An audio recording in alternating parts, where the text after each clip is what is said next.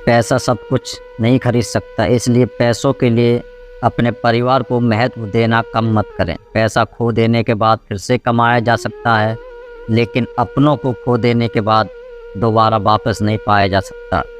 एक ऐसी ही इमोशनल कहानी आज मैं आपको सुनाने जा रहा हूँ, तो आपसे रिक्वेस्ट है हमारे चैनल को सब्सक्राइब जरूर करें। तो चलिए शुरू करते हैं। रमेश का एक छोटा सा परिवार था जिसमें एक खूबसूरत पत्नी और 2 प्यारे बच्चे थे।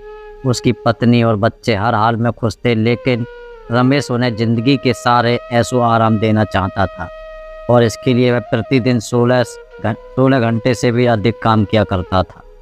दिन भर ऑफिस में काम करने के साथ साथ वह सुबह और शाम ट्यूशन सेंटर में ट्यूशन भी पढ़ाया करता था। वह सुबह सुबह घर से निकल जाता और आधी रात के बाद घर लौटता था। बच्चों के लिए उसका चेहरा देखना मुहाल था, क्योंकि सुबह सवेरे उसके घर से निकलते समय बच्चे सोते रहते और देर रात घर में कदम रखने के पहले ही सो चुके होते थे।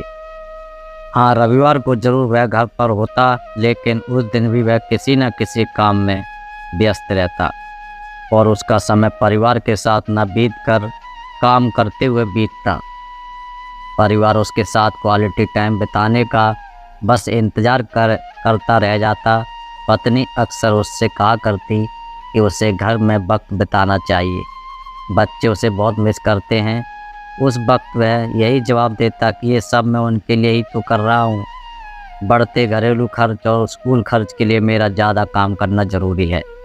मैं उन्हें एक अच्छी ज़िंदगी देना चाहता हूँ। रमेश की यह दिनचर्या बरसों जारी रही। वह यूं ही परिवार को अनदेखा कर खड़ी मेहनत करता रहा। इसका प्रतिफल भी उसे मिला। उसे पदोन्नति प्राप्त हुई, आकर्षक वेतन मिलने लगा। परिवार अब बड़े घर में रहने लगा। खाने पीने और अन्य सुविधाओं की उन्हें कोई कमी ना रह गई। लेकिन रमेश का यूं ही काम करना जारी रहा। वह अधिक से अधिक पैसे कमाना चाहता था।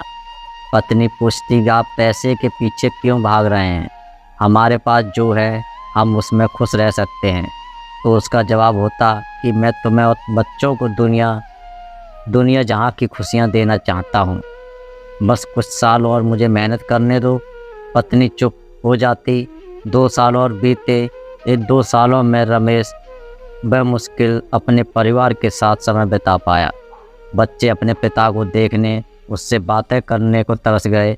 इस बीच एक दिन रमेश की किस्मत खुल गई। उसके दोस्त ने उसे अपने व्यवसाय में हिस्सेदारी की पेशकश की और इस तरह रमेश एक व्यवसायी बन गया। व्यवसाय अच्छा निकला और रमेश को पैसे की कोई कमी ना रह गई। उसका परिवार अब शहर के सबसे अमीर परिवारों में से एक था। उनके पास सभी सुख सुविधाएं और विलासिता थी, लेकिन अपने बच्चों से मिलने का समय उसके पास अब भी नहीं था। अब तो वह मुश्किल घर पर रह पाता। उसका अधिकांश समय घर से दूर बिजनेस टूर में बीतता। साल गुजरने के साथ उसके बच्चे बड़े हो गए। अब वे किशोरावस्था में पहुंच गए थे। रमेश ने भी इन सालों में इतना पैसा कमा लिया था कि उसकी अगली 5 पीढ़ियां शानदार जीवन जी सकती थीं। एक दिन रमेश के परिवार ने छुट्टी बिताने समुद्र तट स्थित पर अपने घर जाने की योजना बनाई। बेटी ने उससे पूछा, पापा क्या आप एक दिन हमारे साथ बिताएंगे? रमेश ने जवाब दिया, हाँ जरूर, कल तुम लोग जाओ, मैं कुछ काम निपटा कर 2 दिन में वहाँ पहुँचता हूँ। उसके बाद मेरा पूरा समय तुम लोगों का है। पूरा परिवार खुश हो गया। वे समुद्र तट स्थित अपने घर चले गए। 2 दिन बाद रमेश वहाँ पहुँचा, लेकिन उस दिन उसके साथ समय बिताने को कोई नहीं था। दुर्भाग्य से वे सभी उस दिन सुबह आई सुनामी में बह गए थे। रमेश अपनी पत्नी और बच्चों को कभी नहीं देख सकता था। करोड़ों की संपत्ति होने के बाद भी वह उनके साथ का एक पल नहीं खरीद सकता है। वह पछताने लगा। पत्नी के कहे शब्द उसे याद आने लगे, आप पैसों के पीछे क्यों भाग रहे हैं? हमारे पास जो है हम उसमें खुश रह सकते हैं।